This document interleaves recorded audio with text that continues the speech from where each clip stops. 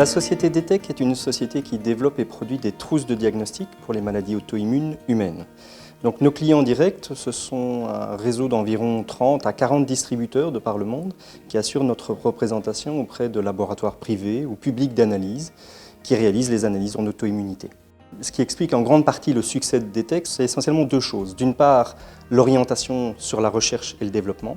Et la deuxième partie a été, dès le début, dès la création de l'entreprise, de s'orienter vers un schéma producteur-distributeur. Une grosse partie de notre recherche et développement, on va dire la recherche historique, était basée sur l'ajout, la sélection, l'identification de nouveaux biomarqueurs. Donc on ne fait pas de recherche fondamentale chez DTEC, on va directement travailler avec de la recherche qui est déjà publiée. Et le gros travail de développement, c'est donc d'être capable de déposer un biomarqueur de manière à ce qu'il soit utilisé à des fins de diagnostic médical.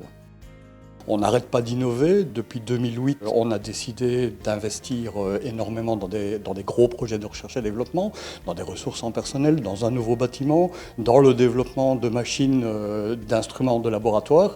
Et nous avons des projets de recherche plein les tiroirs.